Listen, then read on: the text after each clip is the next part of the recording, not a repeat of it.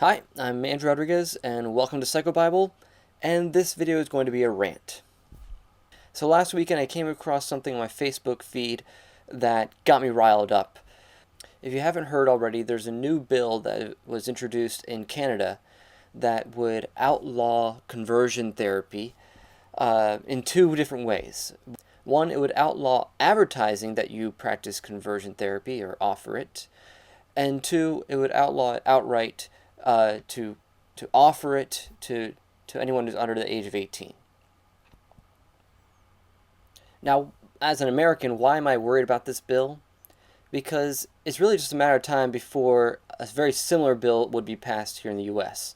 They've already are doing something very similar with the Equality Act. Different states have already passed similar bills or tried to. California came really close last year, and then Evan Lowe pulled it. But for the people in my field who just offer help for people with unwanted same-sex attractions, we're constantly in danger of another ban, another bill, and we're constantly on the defensive against our ability just to serve our clients who are voluntarily looking for help, and their ability to obtain therapy that matches their values and their goals is constantly being threatened. Now, your initial reaction might be, well, good, conversion therapy is evil. It's trying to force people to change their attractions, or it involves torture or coercion. It's fraudulent.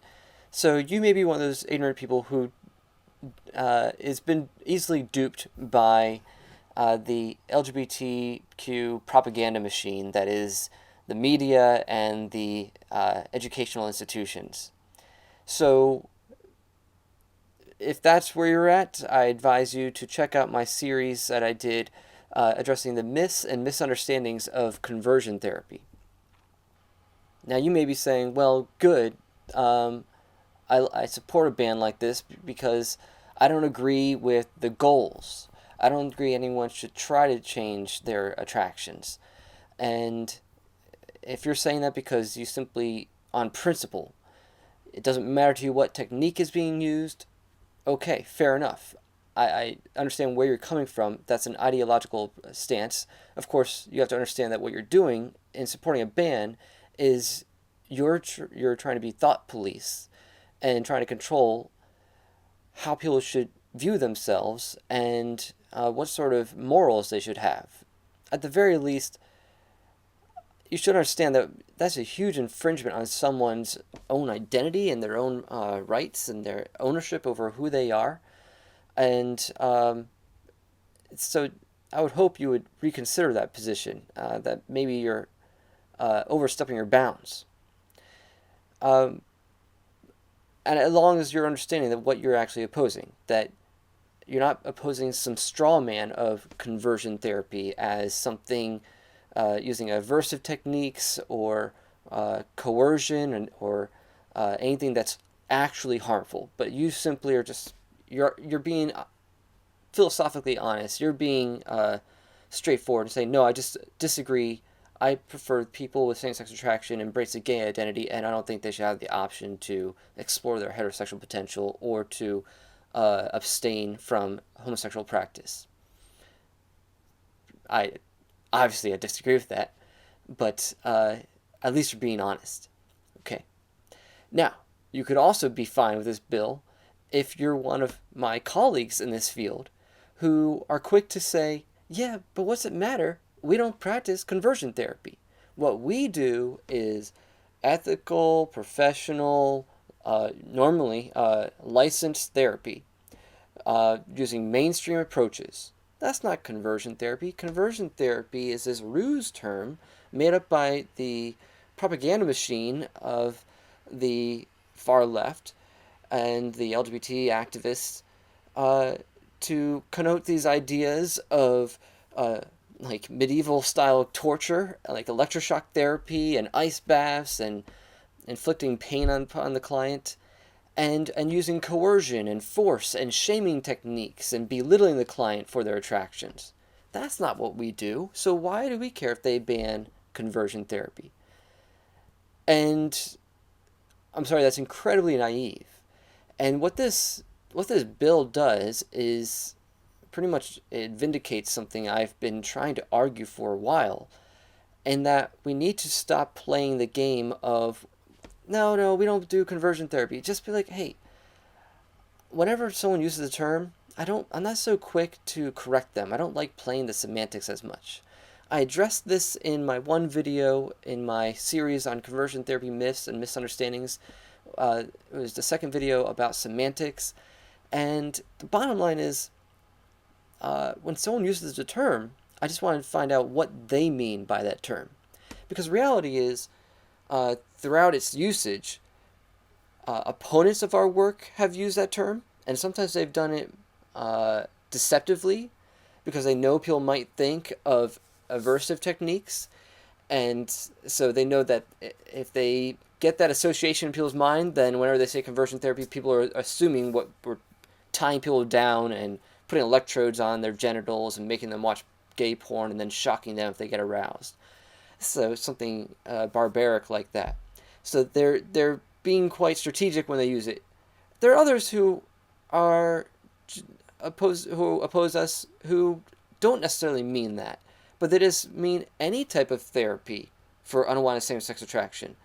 Just plain talk therapy, or pastoral counseling, or Christian counseling, or what. So there's that definition. It's a very broad definition for people. And so I've seen people who oppose us who use the term that way, and also I've seen proponents of our work refer to it as conversion therapy. And maybe they don't understand that it's outdated, because there were people in the early days who did refer to it as conversion therapy. They didn't see a problem with the term. It didn't have, at the time, so many negative connotations. Now we've all, it's anathema to us, and so we don't touch it. But I'm just like, hey, people are going to use the term. It's already entrenched in the public mind. It's in the zeitgeist. I'm not going to own it, but I'm not going to play this game of, well, I don't do conversion therapy anyway, so you can't touch me.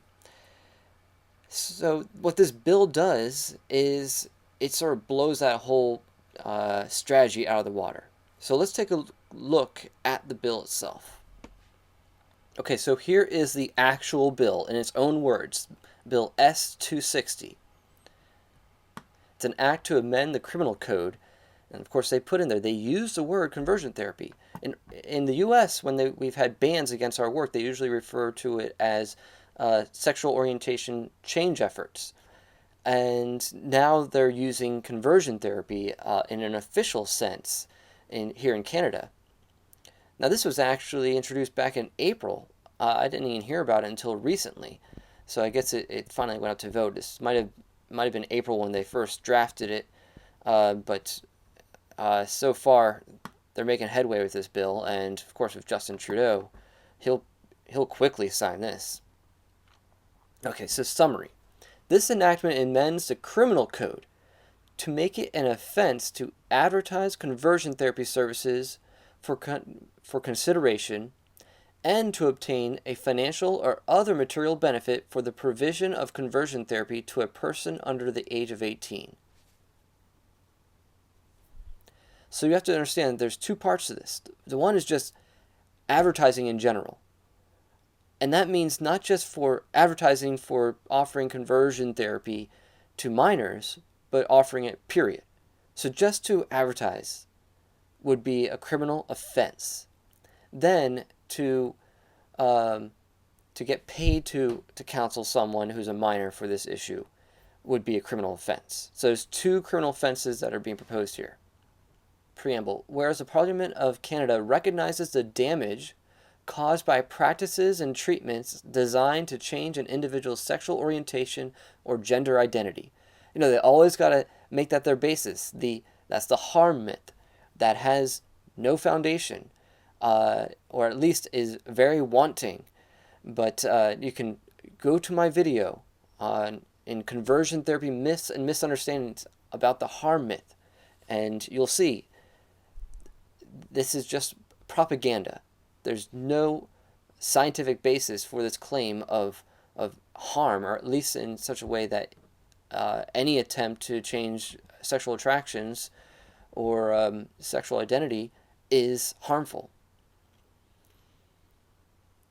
And whereas it is important to protect the human dignity and equality of all Canadians, such irony that they use here, the human dignity and equality of all Canadians.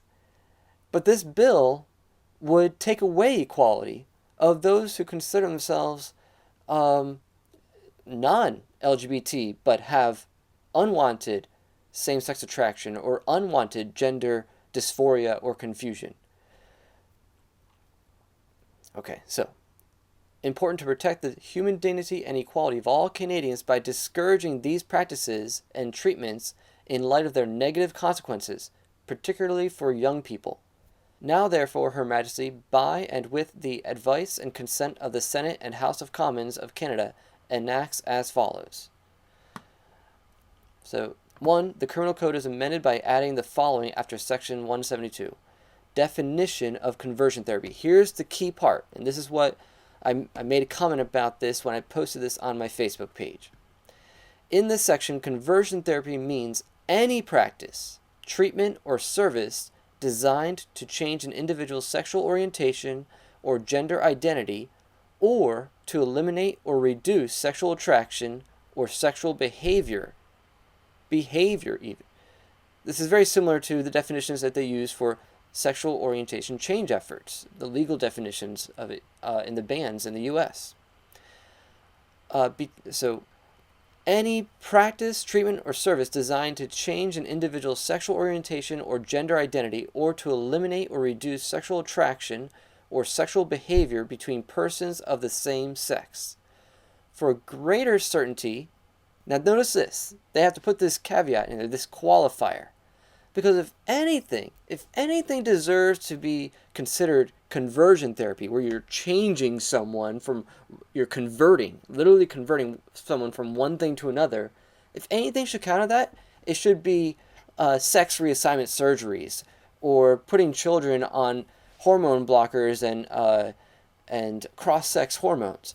That should be considered conversion therapy, if anything. If you want to use the term at all, that's what it should apply to. But they're so certain that that's the argument people would make, that they have to add this qualifier. For greater certainty, this definition does not include a surgical sex change or any related service. So you see what this is saying? It's saying you can change your sex, but you can't change your sexual attractions. Yet one of those things is going to have permanent consequences and cannot be reversed as easily. There's people who have detransitioned, but it's not easy. You can't gain back everything that you lose, especially if you start it in childhood.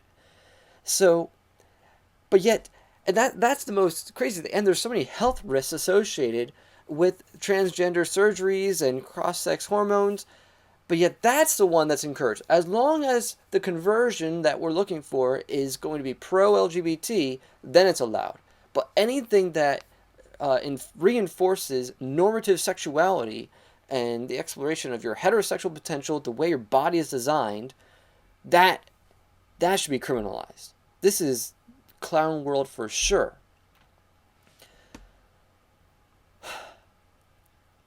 So, 2, conversion therapy advertising. Everyone who knowingly advertises an offer to provide conversion therapy for consideration is guilty of A, an indictable offense and liable to imprisonment for a term of not more than 5 years. So you could be in prison for up to 5 years just for mentioning and advertising that you offer counseling for people of unwanted same-sex attraction or gender confusion.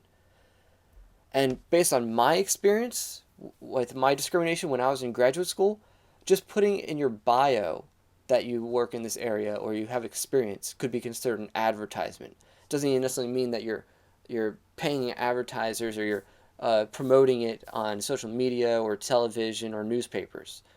So the way they could consider all sorts of stuff to be advertisement. You could write a book, and if your book mentions you do this work, they could say, well, because the book is being promoted or you're selling your book in bookstores, then that's considered advertisement. Like this, the way they define advertisement these days, at least when it comes to discriminating against us in this field is so broad, you would have to be utterly silent on your work in this area, therefore making it so no one will be able to seek you out for help. Alright, so it's liable to imprisonment for a term of not more than 5 years or an offense punishable on summary conviction. Now, I'm not a lawyer, so I don't understand what all that means necessarily. 3. Material benefit. Everyone who receives a financial or other material benefit, knowing that it is obtained by or derived directly or indirectly from the provision of conversion therapy to a person under the age of 18, is guilty of an indictable offense and liable to imprisonment for a term of not more than 5 years or an offense punishable on summary conviction. Can you believe this? You could be in prison for 5 years for counseling. You get a child who comes to counseling. Maybe they're not even so much a child, but they're 17, so they're minor. They were sexually molested at, say, age 12. And prior to that point, they never had same-sex attraction. After that point, they started experiencing same-sex attraction. And on top of it, they've been molested. And they come to you for counseling, and you know that if you offer the counseling you offer, if you help them work through that trauma, that could affect their same-sex attraction, you would actually have to deny them services. Because if you're not also going to concurrently affirm their gay identity and encourage them to explore their homosexual desires and behaviors while treating the trauma, then you are pretty much practicing conversion therapy. Because we know that if you the basis of what most of us do in this field is we treat the underlying issue. If the client can trace it back to then there's a good reason to believe that is the origin of their same-sex attraction. Okay. A lot of this language, they're playing right from the same playbook as Evan Lowe in California. It's a lot of the same argument and terminology and the same rationale he used to make it a fraudulent practice. So he limited the ban in California to just if you receive money for doing this.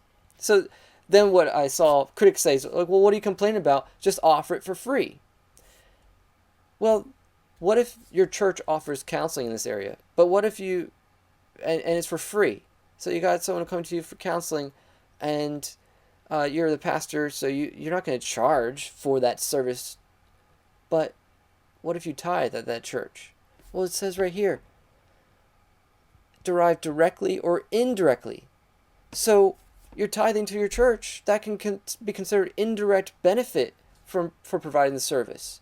So what you're going to see is no one's going to want to provide this. And if you try to offer this type of counseling for free, how many people are going to be able to help? You're going to take every client pro bono that comes to you for this issue? Not to mention there's barely any therapists out there who practice this type of counseling. So the few that are out there, it's usually a specialty. So it's like one of the main things they do. So this is sufficient to pretty much shut down all services and make us go underground in some way. So I shared this on my Facebook page, and this is what I wrote with the article, or with the bill. Ridiculous that they are using the term conversion therapy as a legal term. But I hope this shows people when the LGBT fascists use the term, they mean what we've been calling safety, which means sexual attraction fluidity exploration in therapy, SOCI, which is sexual orientation change efforts, or change allowing therapies. So all the other terms that we prefer to use, that's what they mean. At least when it comes to the bans. Legally, those bans, they mean the same thing we mean. Okay. They don't necessarily mean the outdated, aversive, coerced approach that we keep denying. They do not care what techniques are being used, whether or not guarantees of outcomes are being offered, or who's offering the counseling, meaning whether it's coming from a therapist or a pastor or some lay minister. They don't care. This particular ban doesn't make any mention of it only being for licensed clinicians. Now, it's Canada, so I don't know how they do licensing. I know in the UK they don't have licenses; they have registrations, I think. So maybe they follow something similar in Canada. Um, but either way, it simply says period, no counseling period. If there's an exchange of funds, directly or indirectly. They mean exactly what we mean. That's why I try not to quibble over usage of the term conversion therapy or act ignorant about their intended meaning. We need to stop playing dumb. So, I might have just stepped on some toes of some of my colleagues in the Alliance for Therapeutic Choice, because this is a point I've been trying to argue for a little while. But I think we need to stop playing so much defense when it comes to this term and just, all right, that's the term they're going to use. We need to just investigate a bit to find out what they mean when they say that, and then we just need to speak truth, clarify what it is we do, but simply argue for, okay, how what we do is not harmful, how what we do is effective, how what we do is respecting clients' self-determination, and how the outcomes we expect are realistic, and we're not promising gay cures or some miracle that everyone should put their hope in right away and then get their hopes dashed. Okay, so that's part one of my rant. Part two is what really has been eating at me all week, and that is this debate I ended up getting into with an old friend. So, one of my good friends, one of my old friends from college, mind you, I went to a Christian university, had a response to my post, and I didn't quite understand what he meant at first. So, for the most part, the first third of our conversation, it was really just me trying to understand what he meant and get clarification. And as it continued, I was getting so discouraged and infuriated by what he actually did mean. So it just really brings to mind how this is how the socialist movement, how the far left movement will end up bringing division to the church. So I took screenshots of everything he said and our interaction. I covered out his face or his profile pic and his name just to protect his identity. I don't want to be accused of doxing or anything like that. So here we go.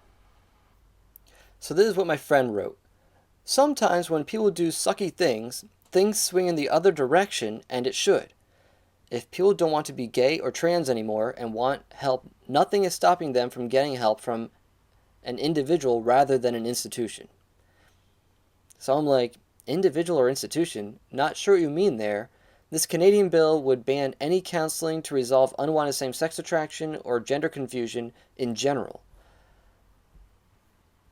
leaving only gay or trans-affirming therapies as the only legal options.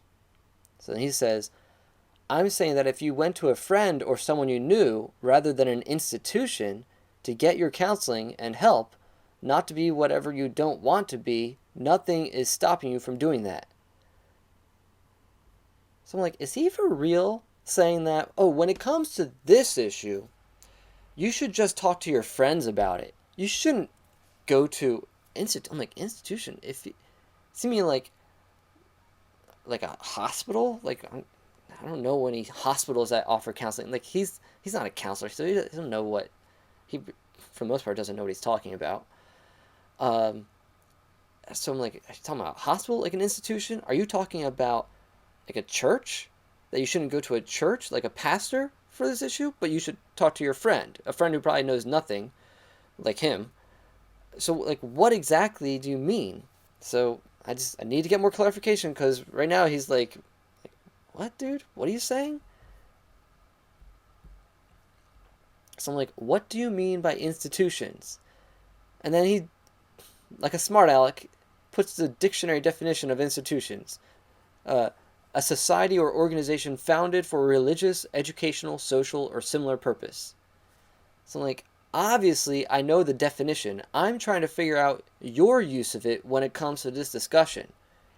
Which institutions are you implicating when you say institutions have harmed LGBT people? If anything, so now I'm on a roll, and I'm like, so if anything, this proposed law is harming same-sex attracted or gender-confused people because it limits their counseling options to ones dictated by the state, which is under the thumb of a radical agenda that denies natural law and seeks to groom individuals into an unhealthy sexual lifestyle at younger and younger ages. So now I'm getting riled here. And he says, literally any institution should be limited. Like, well, that's broad and vague. Like, who wouldn't agree with that? There are a lot of institutions that have done harm to LGBTQ people, and institutions cannot be trusted to handle this appropriately. This is what they are protecting against. So I'm like, let's just cut to the chase here. So you're advocating for the ban? Like, he understands the implication here. If he's saying, yes, I would advocate for this ban. And so I'm like, let me just be clear here. You're advocating for this ban. And he says, correct. Or at least I see it as a normal response to harm that has been done due to conversion therapy. I realize that counseling someone out of something they don't want can be done in a healthy way, but it hasn't in a lot of cases, and that needs to be protected against. Now this of course triggers me, because he's been my Facebook friend for like 15 years. He knows the work I've been doing. He was a student at my school when I first started my group for guys struggling with unwanted same-sex attraction. In fact, back when I started, he was one of the few people who encouraged me to do this. Now he's been drinking the frickin' LGBTQ and social justice Kool-Aid like crazy, apparently. We got into a little bit of a squabble last year over something he posted that was demeaning conservative Christians. So, like, something's been changing with him more and more. But this is a bit much here. And I'm like, he's actually advocating for something that goes against everything I do, but what he's hinting at here is a complete ignorance about what I do and about the facts of whether or not it's harmful. And I'm like, so you're telling me that I've been posting all the stuff, correcting the myths that are out there, and you clearly have not been paying attention, and now you're going to comment in your ignorance on something this serious? Huh. So I fire back, where's the proof of harm? You're just echoing propaganda and apparently ignored the video series I did about conversion therapy myths and misunderstandings. We're not talking about aversive techniques that involve inflicting pain and shame. Literally no one would oppose a ban against aversive techniques to change sexual attractions. But this ban targets any and all counseling for this issue. And there is a dearth of research on the outcomes of change therapy in general, while the psych and health organizations have ignored research that shows positive outcomes. So, the information that is out there is biased currently. And then I'm like, you know what? Let's use a similar logic to just the counseling world in general. Okay? So, this is a point I've made other places. Like, hundreds of psychologists commit ethical violations by sleeping with their clients. And this never gets media attention. Do we see a movement to ban the practice of therapy in general? I mean, when we have actual documented cases and reports to licensing boards of psychologists taking advantage of their clients, that would be a cause for us to question, well, is psychology healthy? Is the practice of counseling, is that innately and inherently harmful? Like, why wouldn't we start questioning that? Do we see a movement to ban the practice of therapy in general? No, of course we don't.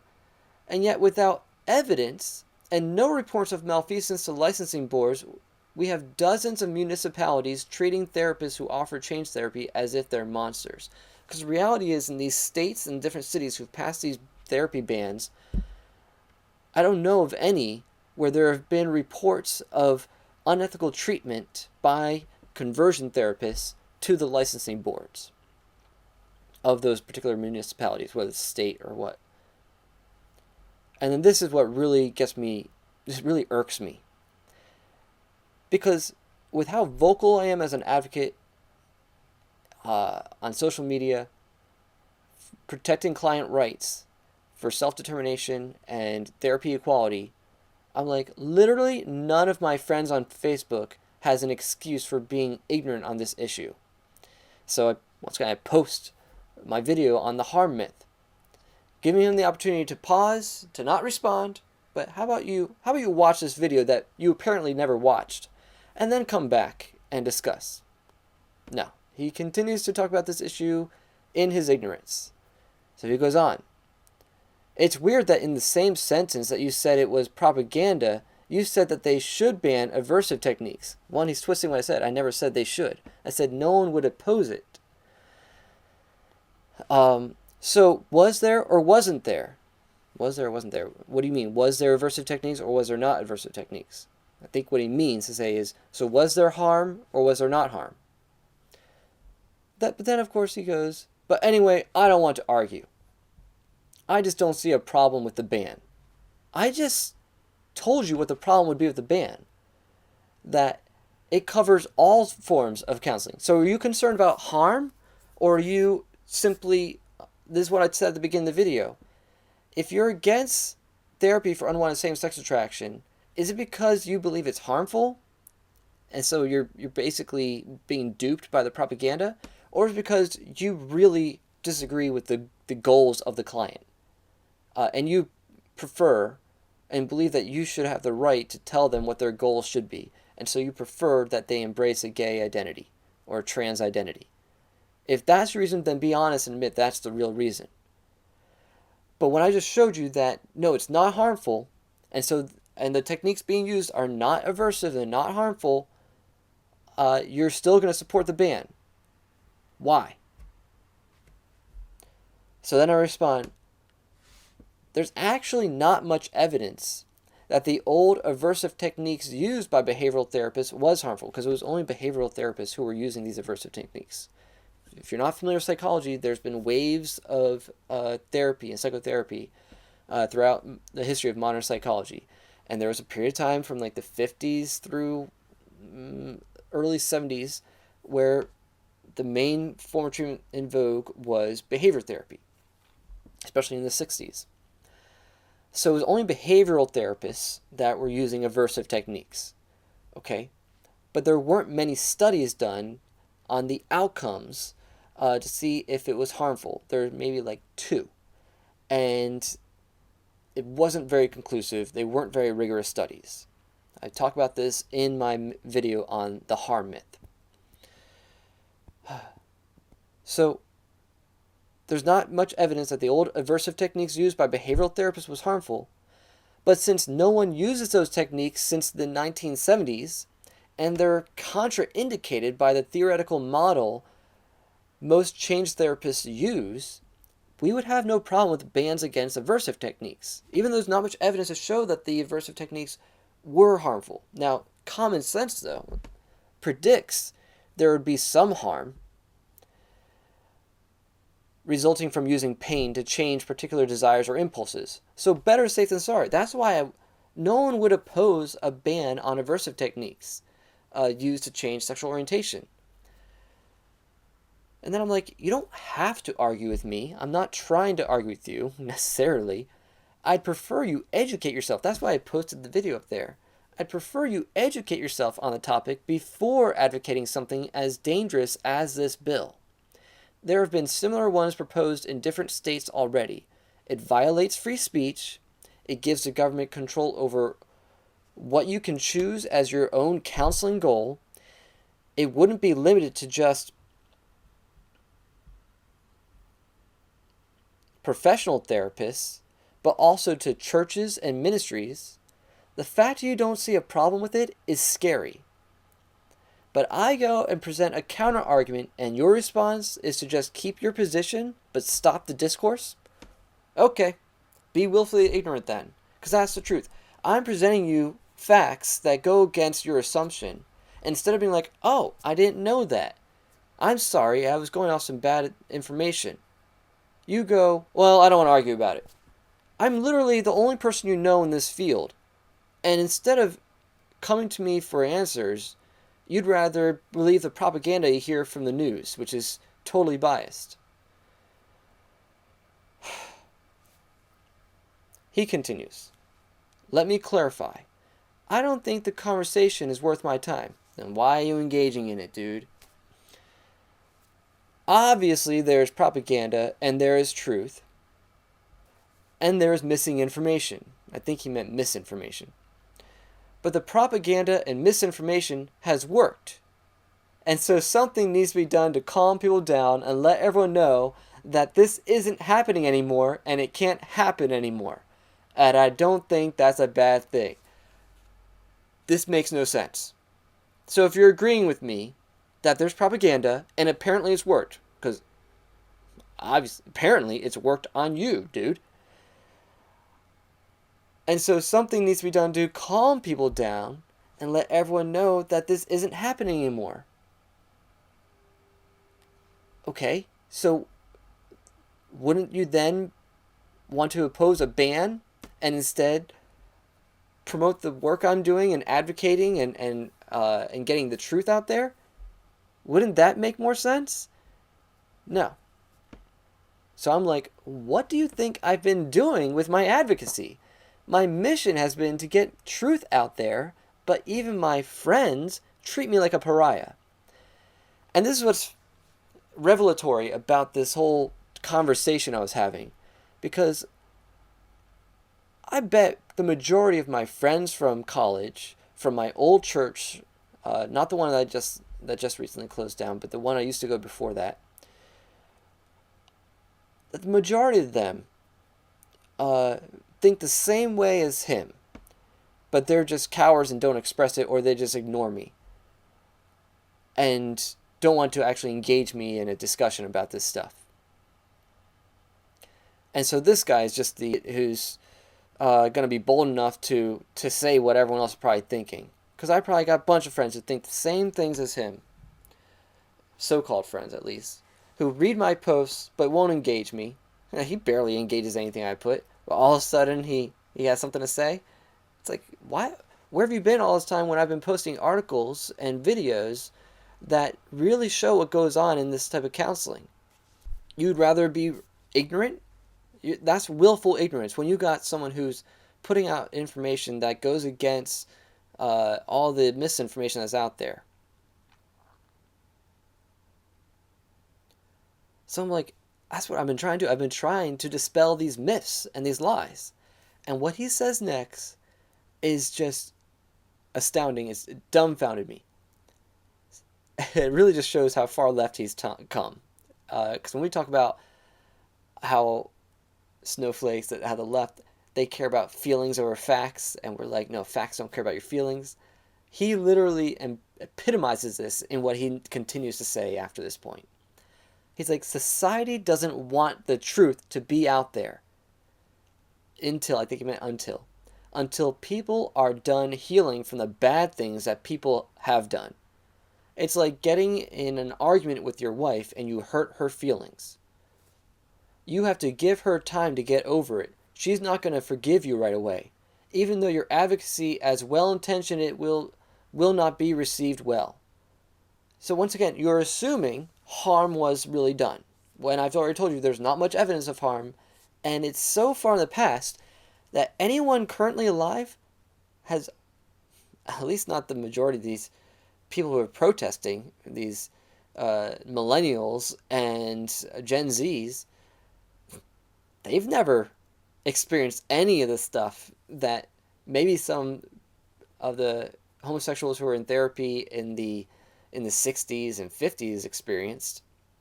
So they don't have a legitimate claim to victimization when it comes to this sort of counseling. And this is what he says next that is insane. It would be better if you advocated for the ban and advocated for the truth. Then your message would be more well received. He is out of his freaking mind if he thinks that you can satisfy this far left mob. They don't care what you have to say. Once you appease them, once you give in to them, you give them an inch, they take a mile. They're never happy. So I'm like, why would I advocate for a ban that includes everything? You're not getting it. These bans cover both bad therapy and good therapy.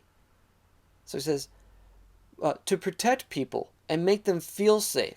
It's just a difference of opinion. You can feel that way if you want to. So now he's trying to act like it's not a big deal. I mean, they feel that it's unsafe. So you can advocate for the ban, even though you don't think it's necessary. Like, what? He's acting like it's not a big deal at all. And then I'm like, we're typing at this point back and forth. This literally was a conversation that was going on all day last Saturday. So I was typing another response before he posted that one, so kind of simultaneously. I'm like, not to mention, torture and coercion are already effectively banned by licensing boards. We don't need additional laws to ban those practices. So then when he said this thing about to protect people and make them feel safe, when I saw him post that, my response was, I'd be advocating to outlaw myself. That's a ridiculous suggestion. Then he says, but at this point, whether you like it or not, you need to. You need it to make people feel safe. See everything he says about feelings. And he's like, is all you do counsel homosexuals not to be homosexual? And I just ignored that. I kept going because that's, not to mention, we're going back and forth so quick. I didn't have time to get to that one, but that's irrelevant. People with unwanted same-sex attraction could be my entire caseload, or it could be just one client out of 90, whatever the case is. It's irrelevant. The fact is, you're making it illegal for that client to obtain help from a professional to deal with this unwanted desire. And so I ignore that, but because it's irrelevant. And so he's saying, no, we need to do it to make them feel safe. And I'm like, what? No. What we need to do is we need to counter the propaganda machine that is the media and education system. So he says, you go ahead and try to counter the propaganda machine. It will not be received well, but that's your choice. I'm like, of course it won't be received well. But I'm like, well, it sure would help if fellow Christians would ally with us rather than the very ones opposing people doing good work. And once again, he continues with institution stuff. There is no necessity for institutions to be trying to help people not be gay. When you say that, like, are you talking about churches? So you don't think a church should uphold biblical truth? You're talking about like a counselor shouldn't be able to offer or actually just be willing to do what a client comes to them and asks. They present their own goal that they'd like to work on a particular issue. They should just decline that client, turn them away. So anyway, there's no necessity for institutions to be trying to help people not be gay. This is the most ludicrous statement I've read. Well, one of them. People can get personal counseling from individuals that can try to help them get rid of feelings that they don't want and come to a realization of where they come from. I'm like, that is possible. Sometimes there's some good friends and mentors out there and lay counselors. Yes, there are some out there, sure. There are not that many out there. Like, when you're dealing with someone with unwanted same-sex attraction, but they also are coming to you because they also have trauma in their background, or they also have a sexual addiction, or they also have suicidal ideation, or they have depression. It's just your buddy that you see at church once a week, or your buddy down the street. Are they going to be equipped to help that person? There's more than just the attractions. And usually, when you actually work with these people, you see that it's all interconnected in different ways. It takes some clinical intuition and training to properly help anyone with this area. So this is laughable to say it. Oh, but he would only say this when it comes to this issue. Okay? Would he ever say this about any other reason someone might go to counseling? Just talk to a friend about it. No institution should be helping people with this issue. Like, what the heck? You sound like a Scientologist.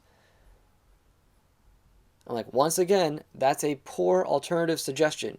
Why not just get rid of counseling in general and just talk to a friend? Why is this issue being singled out? Because you've been duped by the LGBT agenda. So then he says this thing, I ally on the side of people who have been marginalized and who have been hurt. That's what Jesus would do. Okay, you're going to talk about what Jesus would do? I'm like, yeah. And the people in my field ally with the people in the margins by actually getting in the trenches with them, demonstrating Jesus' love and working with them through the process of healing and repentance. That's what Jesus does. Because, it's real easy to virtue signal. It's really easy to say, I feel for you, and, I'm sorry you've been marginalized. That's easy. What's tough is to actually link arms with someone who's struggling in this area, to, actually work through their trauma reactions and their addiction and help them be accountable and help them process their emotions, to grieve their wounds. That's the work that's actually required in this field. That's not easy. That's the compassion that Jesus demonstrates. Not this easy, you've been marginalized, so I feel empathy and sympathy for you. Sympathy only goes so far. People who are struggling in this area need genuine help. And they don't need some pat answers and some virtue signal. So then he goes and he agrees with what I just posted. He's like, great, you're doing the right thing, and others have not, and you have to suffer for it. Others have not. I've just told you there's very little evidence that people have been doing wrong. And either way, it hasn't been like that since the 70s. And yeah, there may be some rogue therapists out there, but they're in such a minority. Most therapists don't want to touch this issue with a 10-foot pole. The few therapists left that actually practice counseling for unwanted same-sex attraction are like the minority of us that are part of the Alliance for Therapeutic Choice or the different member ministries of Restored Hope Network. We're so few and far between. The claims of us harming people most of it's going to be exaggerated or just lies or outdated stuff from years ago, from before things have winnowed down to those who are just really the most competent and ethical. But most of those claims are really suspect. So he's like, you're doing the right thing and others have not, and you have to suffer for it. I get that sucks, but that's what's happening. My suggestion would be to ride it out instead of fighting it. Or maybe understand that people don't need to agree with you or support you because you are not marginalized or hurt. Oh, gosh. You want to talk about marginalized? Okay, we're going to get into that near the end of this. I'm like, but let's just keep clarifying what he's talking about.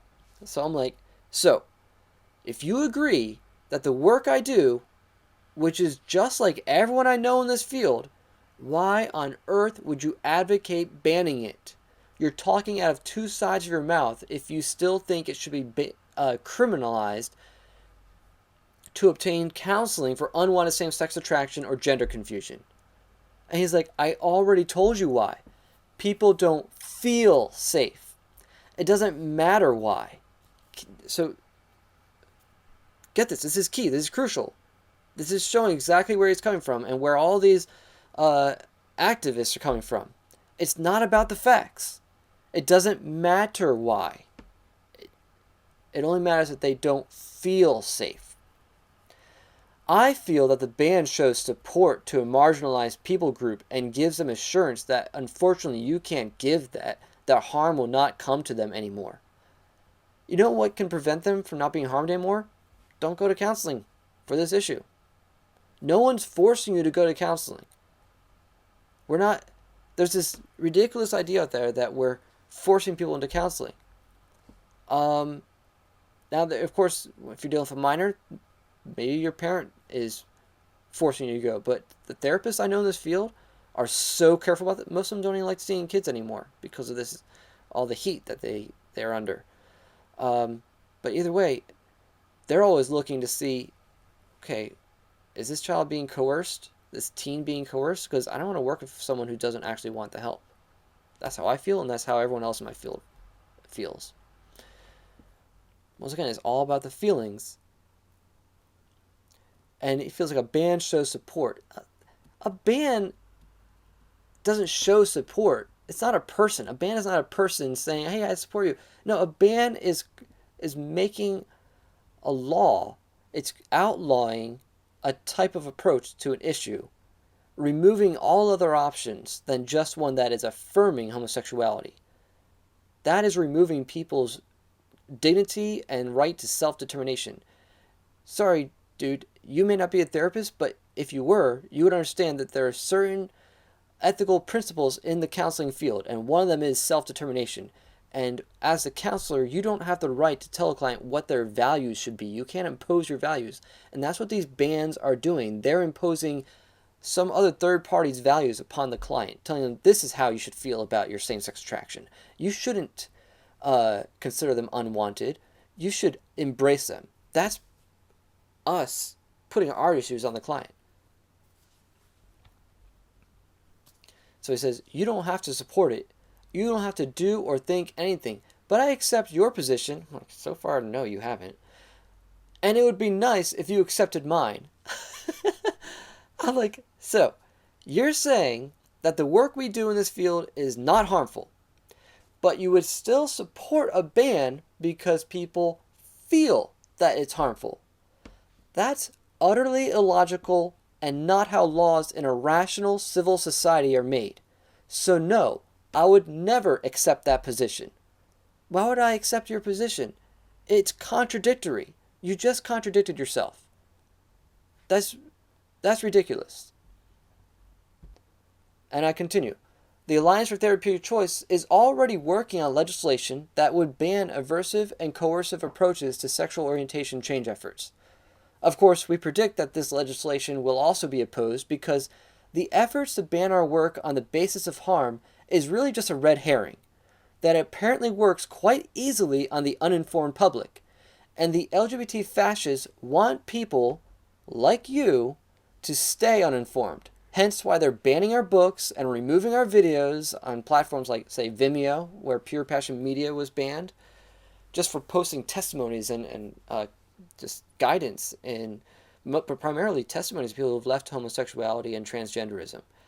And they consider that hate speech, just to share your story, your lived experience. Why is that not accepted? So he responds to that, great. See why this was a waste of time? Haha, that's his condescending laugh he does. I've seen him use that in other debates. Let's sum this up.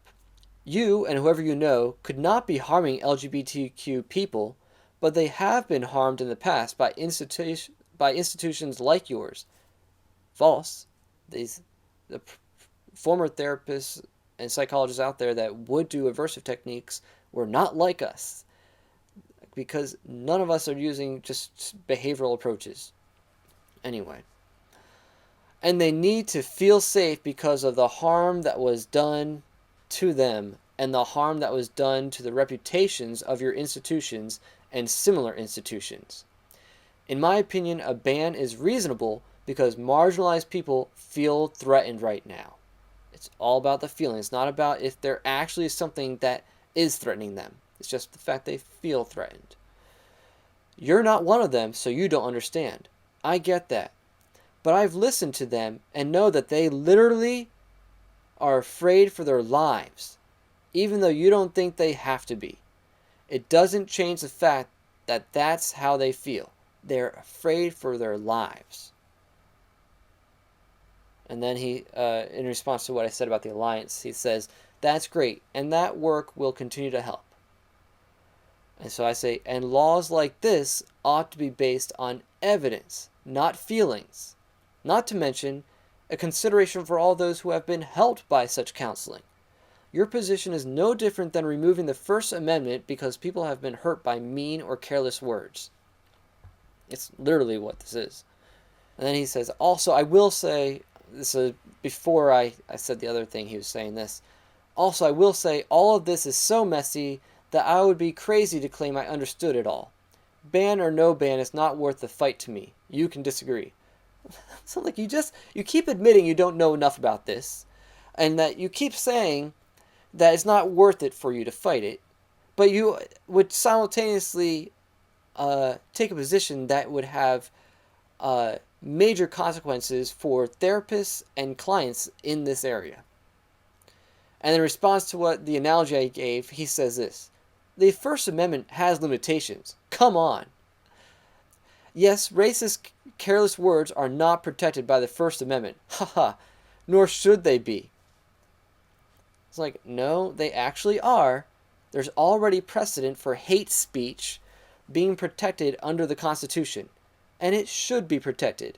Better to let people who we disagree with to speak in the open so we can use our own words to confront them. Otherwise, it drives our rhetoric underground where it festers. But anyway, counseling for SSA, same-sex attraction, is not equivalent to racist rhetoric, but society is dishonestly treating it as such. Counselors in my field are painted like this boogeyman that is aggressively tricking clients into going to counseling. It's simply a lie. We are few and far between. I'm probably the only therapist in this field that my friends know, and I still consider myself a novice compared to all the colleagues I know. And yet virtually none of my friends inquire with me for clarification on what happens in this type of counseling. This is what really struck me. Like, all my friends, I'm like the only therapist, or anyone, counselor, lay counselor or therapist, that they know who works in this field. And yet, do they ever come to me for clarification? They ever ask me, hey, what actually happens in this type of counseling? Do they watch my videos that I make? Do they read the articles I post, the stories, the testimonies I share? No, they would rather remain ignorant and get their information from a biased media and from people who are giving in to hysteria. So with a resource like me, they would still rather listen to Vice, the Southern Poverty Law Center, and frauds like Sam Brinton.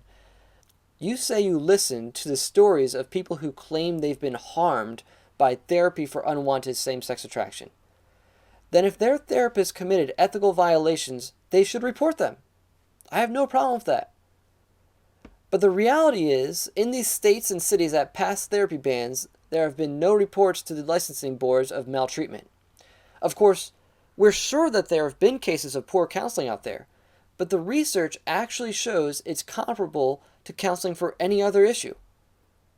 There's nothing innately more harmful about counseling for SSA than counseling for depression or drug and alcohol. Scared for their lives? Why? They claim our therapy causes suicidality. That's unproven. In fact, the opposition's favorite study on harm, Shidlow and Schroeder from 2002, the suicidal clients were apparently suicidal prior to counseling, and the counseling helped save them. It's all hysteria and sensationalism. Don't fall for it. Please, viewer, don't fall for it. Do some research.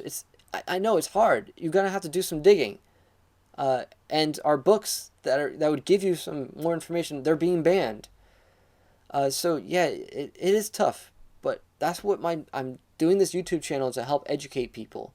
And so I have a video coming out with a summary of what was discussed at the recent Alliance conference. Anytime I go to a training, I'll do a summary of what happened so you can be educated a bit. So don't fall for the propaganda. Do some research. Or at least, I say to him,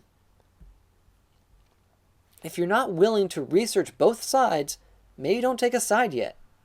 That's pretty reasonable, right? You keep telling me you're ignorant about this issue, and it's not worth the fight. Well, then don't take a position. Just maybe like, well, I don't know enough about this. even though I've been giving you information after information. So you're being willfully ignorant. But hey, if you want to be willfully ignorant, fine. But you're going to actually take a hardline position on something that would have drastic consequences? So he says it's not in the news, meaning like the hysteria he's hearing is not just based off the news. He's saying, I literally talk to these people personally, and they are scared for their lives and the lives of young people. It may be sensationalized, but it's real for them, and I am choosing to side with them and support them because they have been hurt and marginalized. That's the bottom line. And I'm just like, you know what? I'm not going to fall for that. I'm so sick of the marginalized and victimized card being used as it's a cop-out. So like, what exactly is real for them? What are they actually scared of? Are they in actual danger because of the existence of therapy options out there? Like, we're not forcing them to go to therapy. The fact that there's options out there that exist is not posing a real threat to them. Or are they falling for the hysteria themselves? Have they been through counseling? That's something I'm actually genuinely curious about. Have they been forced to do counseling they did not want to do? If so, that's an ethical violation I would like to see reported. Even though it's probably on the part of some parents who are forcing them, but the therapist shouldn't have went along with it if he sensed they were being coerced. So I would totally support them making a complaint about that. I'm just asking these questions to get him to really be a little bit skeptical about these claims he's hearing these people share. If they're actually making claims, or if they're just saying, oh, this therapy out there is dangerous and I'm scared about it. Like, but yet they have no personal experience in it. Just like, I'm pretty sure with Evan Lowe, he himself had never gone through conversion therapy. But he just wanted to make sure that there was no such thing in existence.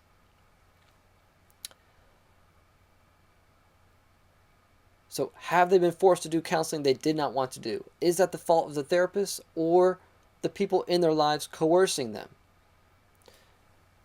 Have you considered what is real for others in this area and how they're affected by these bans? People who have been molested and trace their unwanted SSA to that experience. People who long to develop their relationships and explore the possibility of natural marriage and children.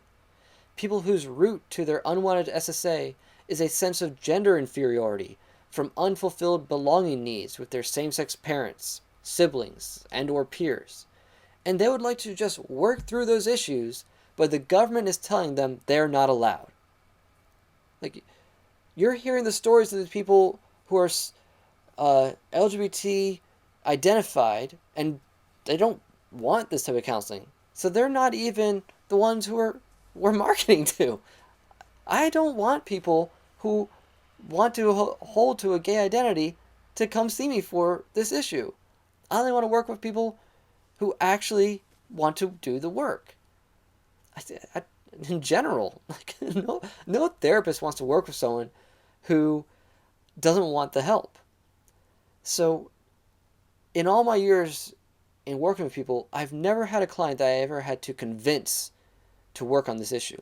They came to me already with their minds made up about what they think and believe about this issue. I've never had to convince them that, oh, this is something unhealthy you want to work on.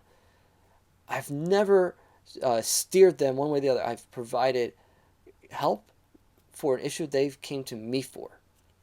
And they were not coerced at all by me. In fact, normally what I'm doing when someone comes to me is I'm testing them to see how strong their resolve is.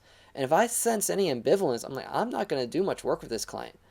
I'm going to just keep testing to see what are your actual goals, and are those your goals, or are they the goals of someone else in your life or the community you're in? And you're not at that point where the views of the community and you yourself line up. That's not my job to help you settle that issue.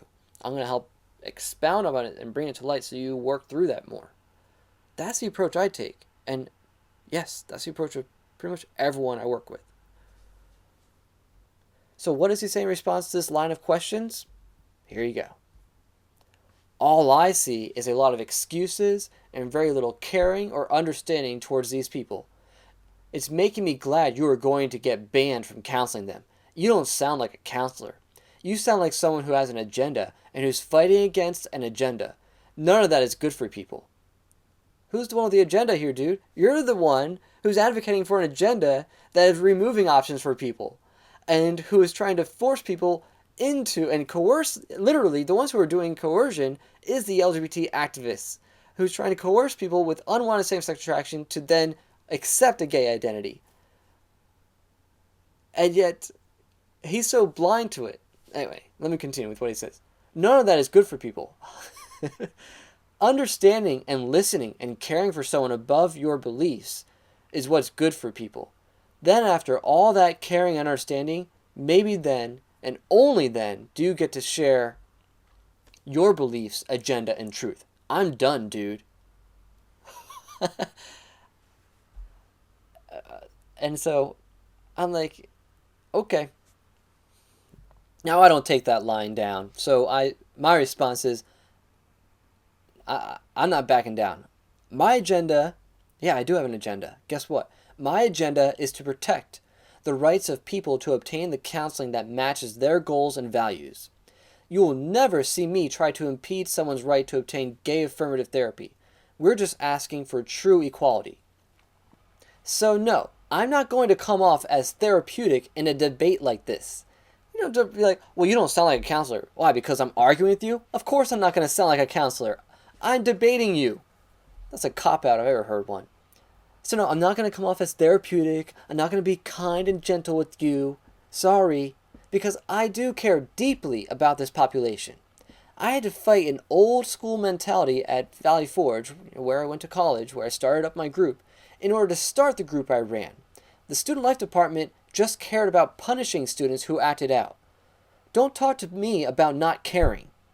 And then I got kicked out of grad school, got blacklisted in Philadelphia, and lost job opportunities even recently just for the crime of helping guys work through unwanted same-sex attraction and behavior. And I do it all without being coercive, condemning, or making false promises of categorical change. I'm realistic with my clients, and I walk through difficulties with them. You want to talk about marginalized? So here's what I'm just getting sick of that term, marginalized. I'm like, you want to talk about marginalized? Tell that to all the ex-gays I know who get shamed and ridiculed if they dare share their stories, who get their books with their testimonies banned, who are being denied the opportunity to get counseling that fits their sincerely held values. Not to mention counselors in my field, we're the ones who marginalize. You try being open about doing this type of counseling. Yeah, you're going to get marginalized. If anyone has privilege these days, it's the LGBTQ agenda that everyone is so scared to disagree with. So I end with, well, it's nice to know who would be a capo in the New World Order. Peace. Like, you want to leave? Bye. And guess what he does? I guess not long after this, he unfriends me. A little later, though, I did appreciate this. My mom chimed in. But my mom actually, at one point, happened to run into someone that was part of my group that I ran for several years. And this is a member of my group that he was a challenge client. He had a lot of difficulties. And so I worked with him for several years. He wasn't just dealing with same-sex attraction. He was dealing with some depression and also some other developmental issues. And so my mom chimed in and she says to him, "You definitely don't understand the passion and true compassion Andrew exerts for these individuals who have voluntarily sought help. I personally heard one young man tell me if it weren't for Andrew's compassion and counseling, he would not be alive today." And I knew who she was talking about because, yeah, there was a point where he was suicidal. And nope, no response after that. And I guess at some point after this, he ends up unfriending me. I would never unfriend anyone just because of a disagreement. But you got the nerve to go on my page to pretty much argue that I should be arrested and fined for the ministry I do, And then you got the nerve to get offended at me for defending myself, to defending the people I work with, to defending clients. Yeah, you know what? Bye.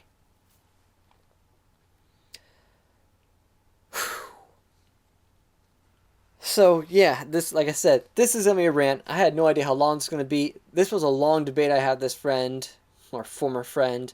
It took up like all my day on Saturday. I don't. Sometimes I get into a Facebook debate and I just can't let it go.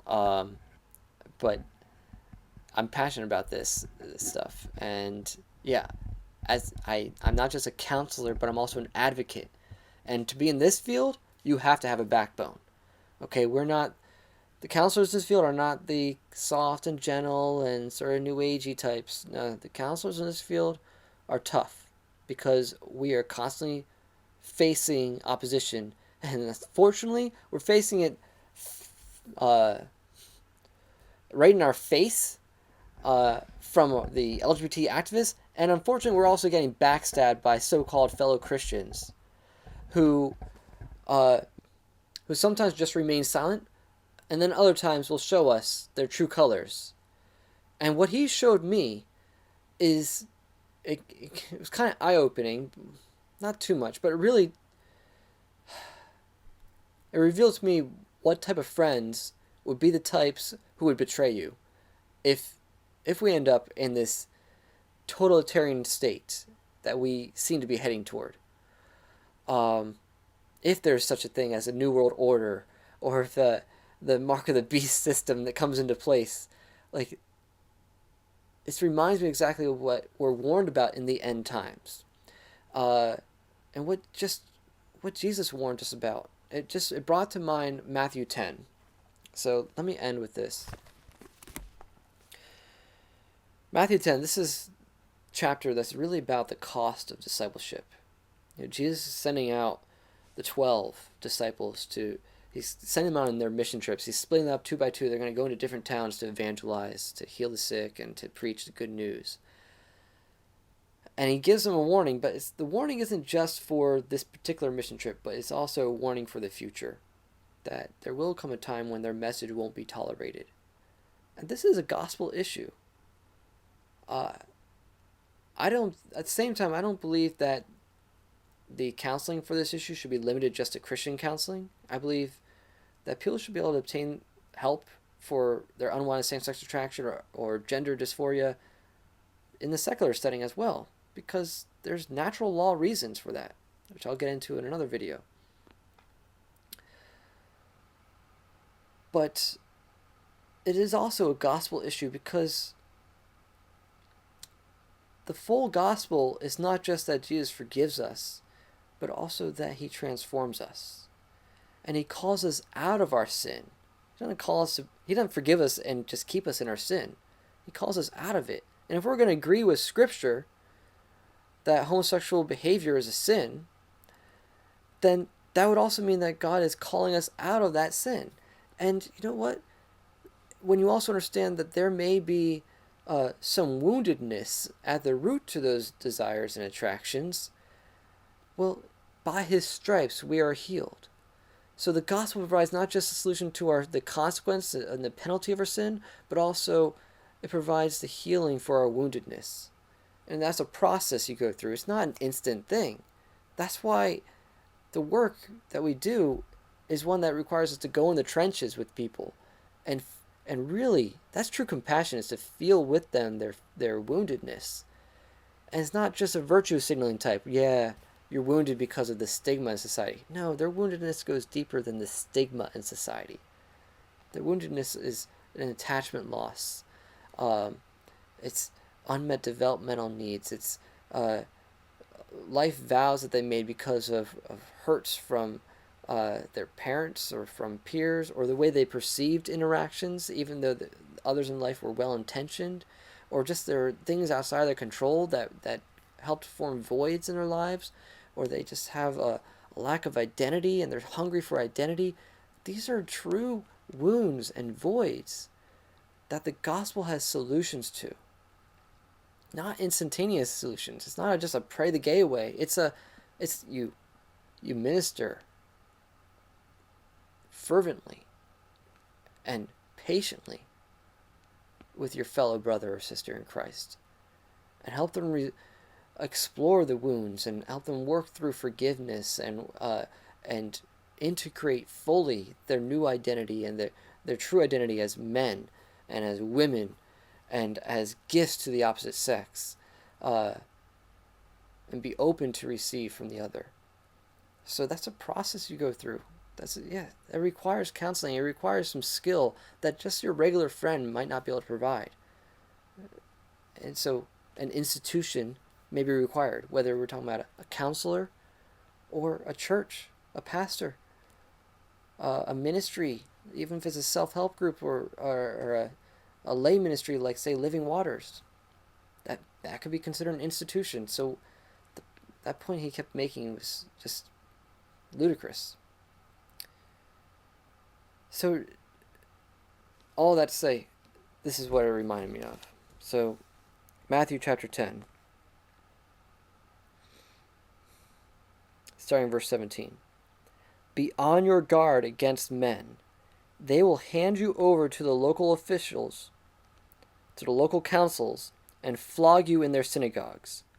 On my account you will be brought before governors and kings as witnesses to them and to the Gentiles. But when they arrest you, do not worry about what to say or how to say it.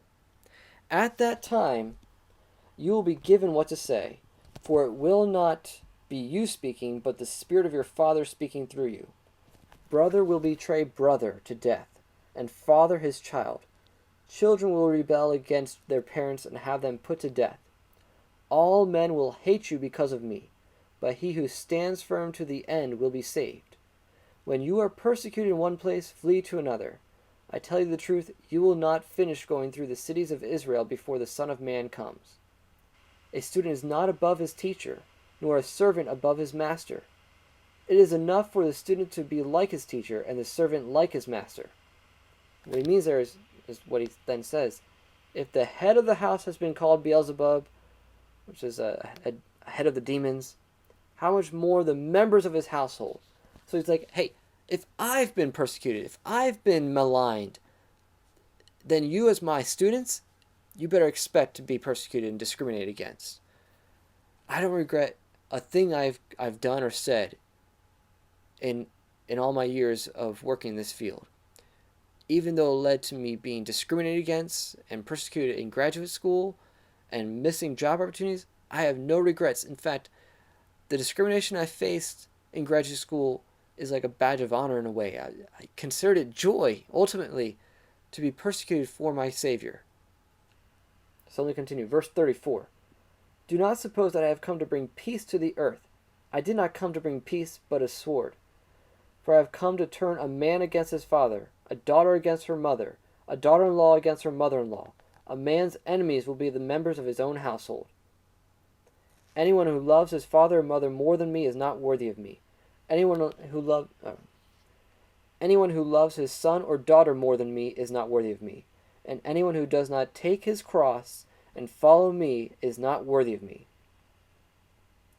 Whoever finds his life will lose it, and whoever loses his life for my sake will find it. So like I said, you got to have a backbone in this field. And that backbone is developed by carrying a cross on your back. And it's worth it. So, yeah, this sort of shows the danger of the far left ideology.